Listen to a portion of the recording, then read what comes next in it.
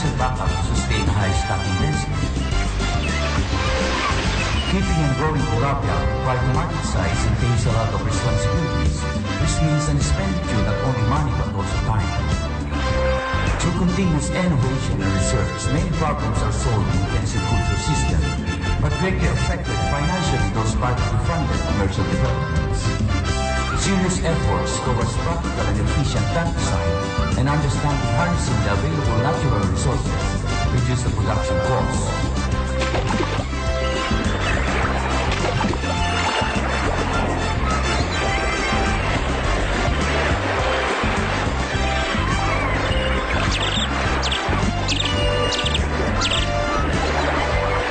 Tilapia, native to Africa and Middle East, captured and fished since biblical times.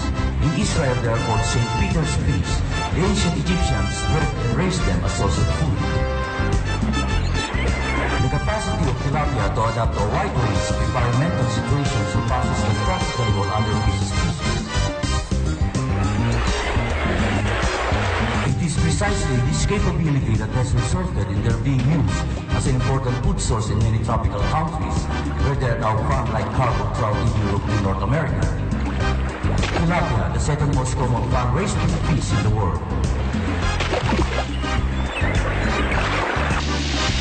The development of quality broodstock is one of the key in the success of intensive tilapia farming.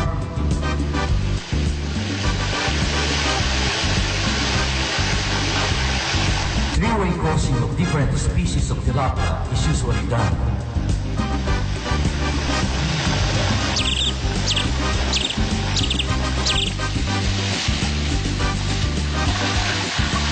The species that are most commonly reared in aquaculture are in genus Oreochromis.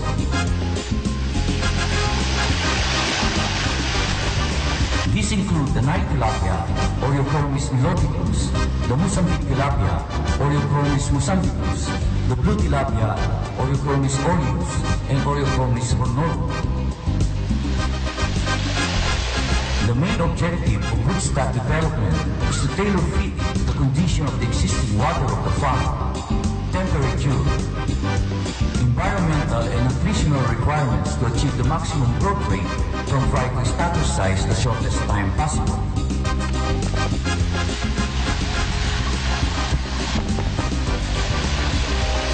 Record keeping of the length-weight relationship, growth rate potential to age is a must to every farm.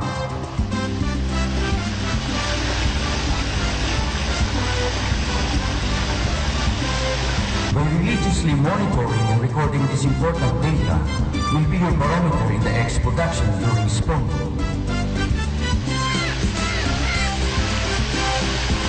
In industrialized tilapia farming, breeders should produce uniform offsprings, meaning like growing only one or two tilapia which numbers in millions. Male and female tilapia are meticulously inspected by the highly trained technician. The female tilapia are separated from the male and put into conditioning tank, thus triggering gonadal attrition. Being able to do synchronous spawning, production of eggs is maximized. Broodstock are always maintained on high protein diet to maintain production of quality eggs that result into healthy fry. Male tilapia begins courtship display in front of the female. Only the male takes an initiative in courtship while the female plays merely a passive role. Female tilapia are responded to courtship. The male-banded monogamous pair remain together until the fertilized eggs is picked up by the female, and male tilapia will immediately look for another female and will readily meet again. Almost all tilapia are mouth brooders, where one of the parents takes up the eggs into its mouth for hatching.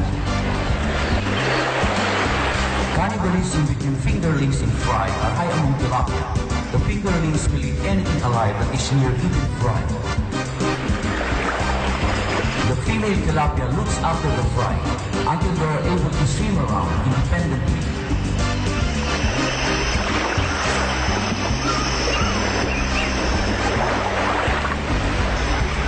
The female tilapia will open her mouth as a refuge whenever any danger threatens the young.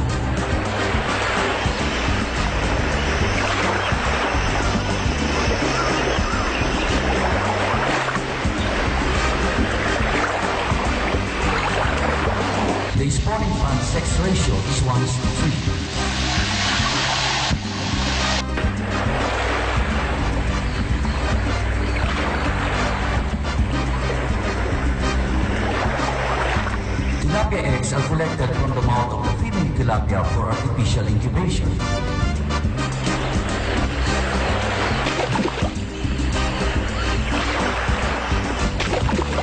Bear in mind, the production of eggs in intensive tilapia farming is stronger than grow out of tilapia.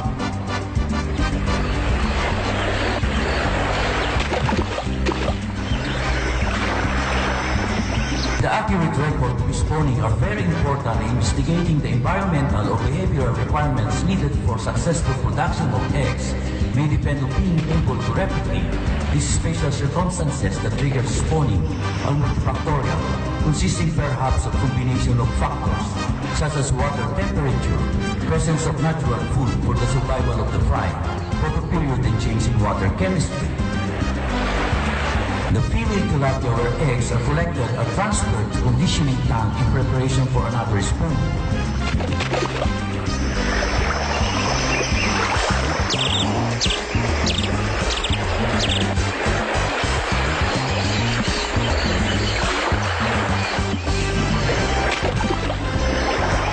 Reproductive success or hatchability must be done within age classes or on fish of similar sizes.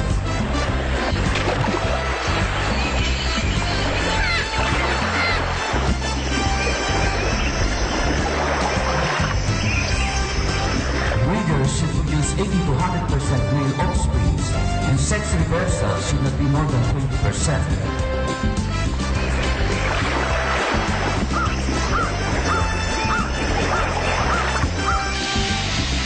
Tilapia hatchery.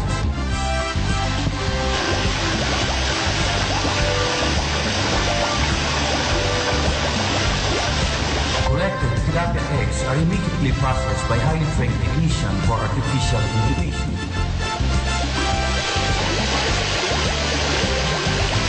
Environmental changes plays a direct part in the levels of stress level, and the acclimatization to hatchery water conditions should be done gradually.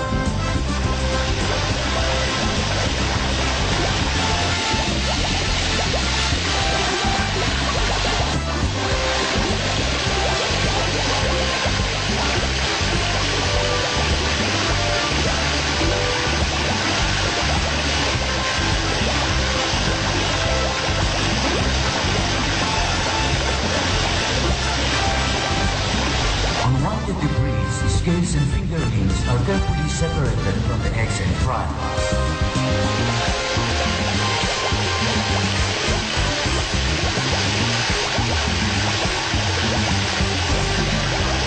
Continuous supply of clean water with a constant temperature between 26 and 28 degrees centigrade is maintained within the hatchery.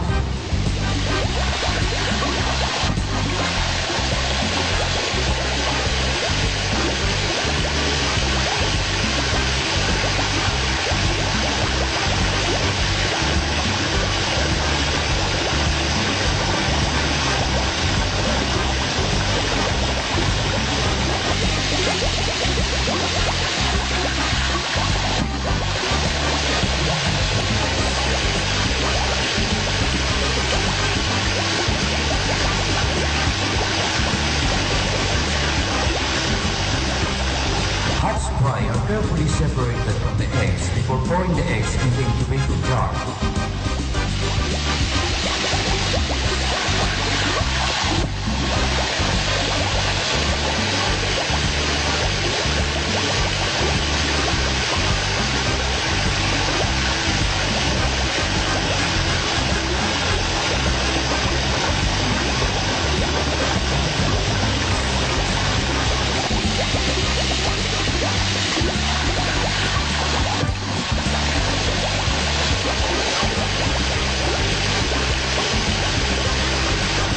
The most common method of incubating tilapia eggs is in modified McDonald jar.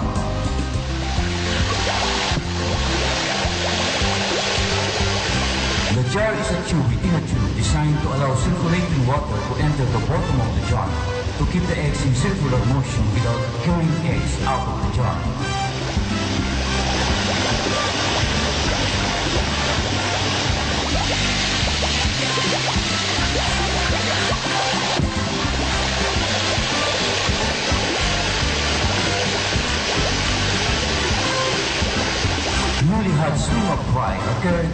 jar by the upwelling water currents.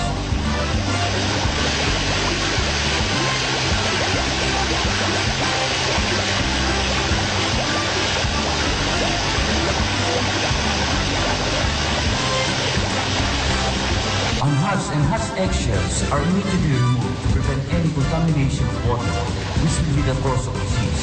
This to ensure the survivability of the newly hatched fry. Once the fry start feeding, they are fed with high-protein diet every 2 hours.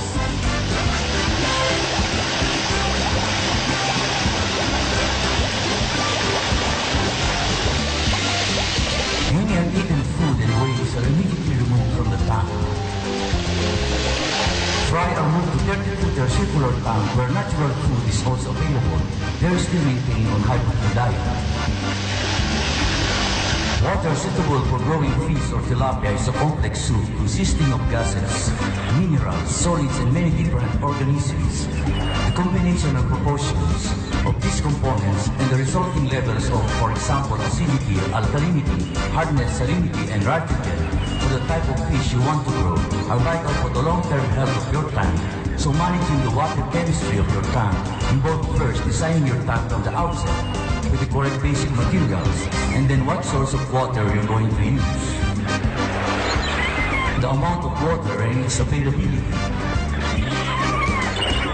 and then monitoring water quality regularly so that you can spot the correct problems very early on. On this way, fish and other inhabitants will not be subjected to any significant stress.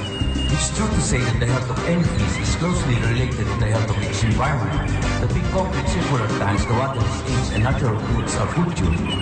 Once the fingerlings reach the 10 grams weight and length of 1 inch,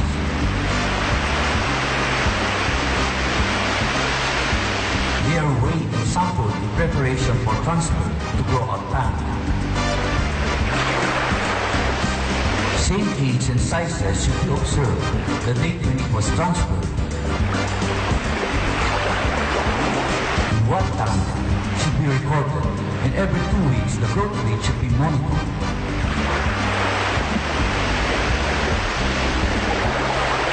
Acclimatization to water condition and tank environment should be done gradually. This is an SOP in every transfer of fish. Fish, like all animals, require a well-balanced diet including protein, carbohydrate, fat, vitamins, and minerals. In intensive tilapia farming, feed, especially the high protein needed for growth from fry to starter size, comprises 30 to 60% of the total operating costs of intensive tilapia farming.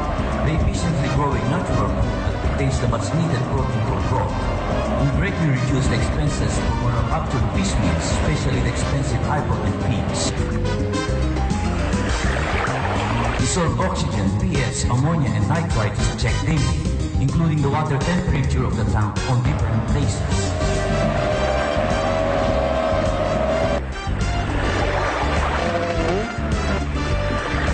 Feeding of supplemental protein diet is maintained every day to assure their target weight of marketable size is achieved.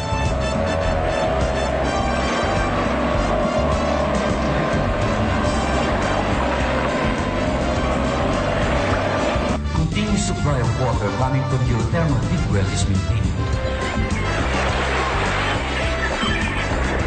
These are some of the environmental requirements needed by tilapia to stay healthy. Hard alkaline water, 250 milligrams per liter calcium carbonate.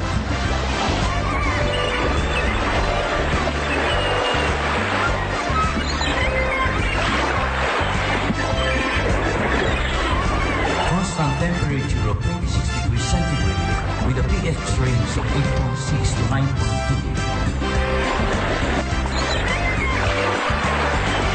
Remember that the grow-out tank used in growing fish in aquaculture has no or little ecosystem balance. Grow-out tank control the environment, focusing dissolved oxygen, waste management and levels, ability of water to ionization. Starter-sized tilapia are harvested and transferred to high stocking density circular tank.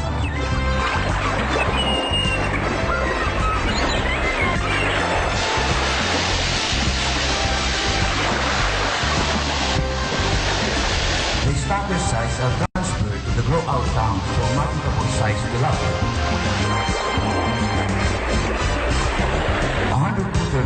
circular tank with a high stacking density. The 5 horsepower body wheels kept running 24/7.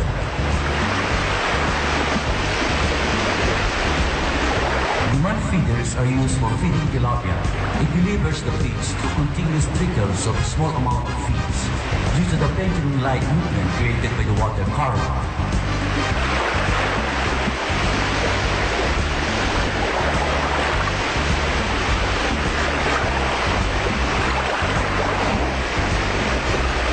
Circular tanks used in intensive tilapia farming are self-cleaning. Flushing of the accumulated waste in the center of the tank should be done regularly to maintain the healthiness of the water suitable for growing tilapia.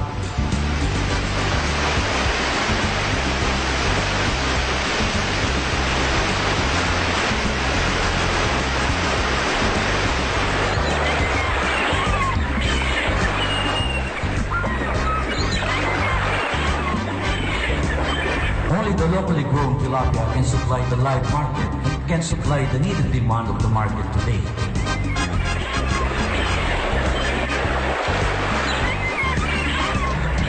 After all the money and time is spent in growing tilapia to market size, a very efficient grading and harvesting system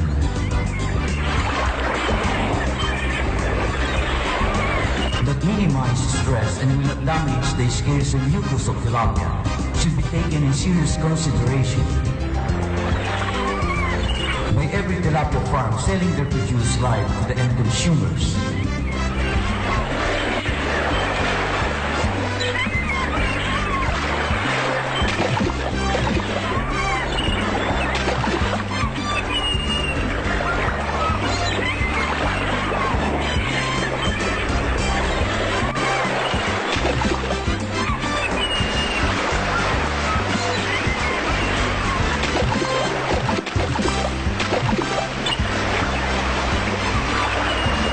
Stacking density level circular tank containing marketable size tilapia is being prepared for harvesting.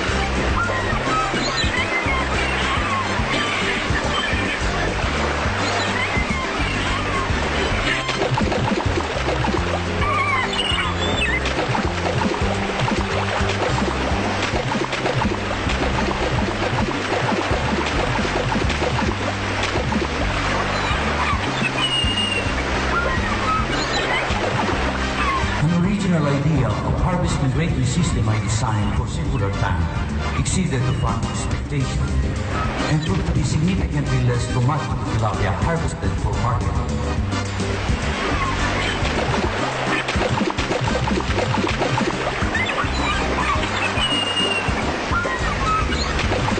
By minimizing stress and damage to scales and mucus, you produce a high-quality tilapia uniform in size and a consistent product that can demand a competitive price.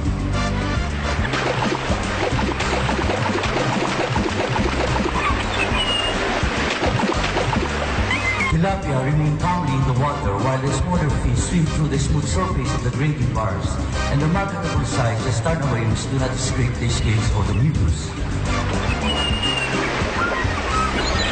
The harvesting grading process needn't be unduly stressful or physically traumatizing to the workers or tilapia.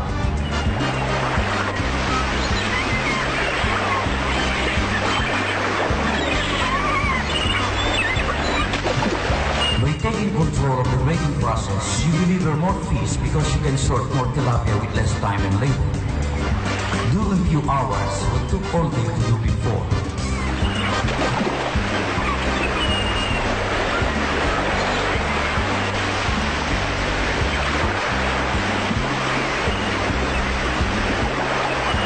Holding tank for tilapia ready for market.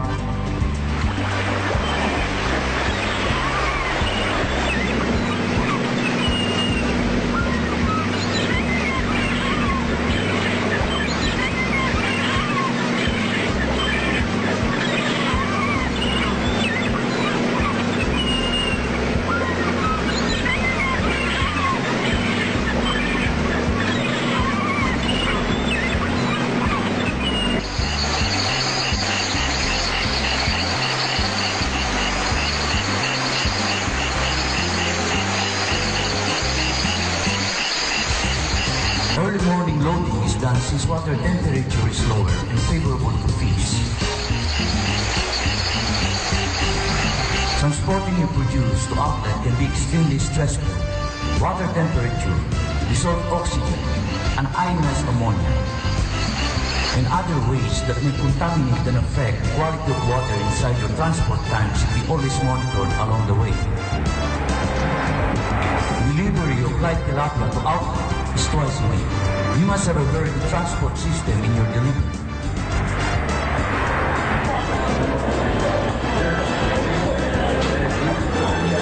The storage system of live market in the United States is an aquarium, and the outlet only orders the amount needed to be consumed 3 to 4 days.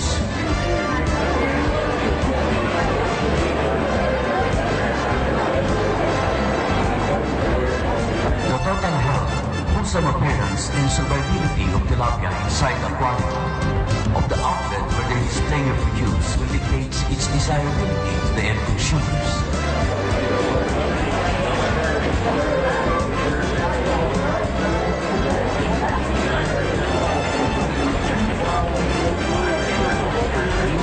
United States market has the most demanding consumer.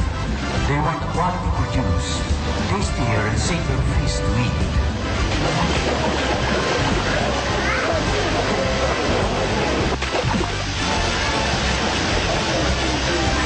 The price they're willing to pay to ensure what they're eating is beneficial to their health and well-being.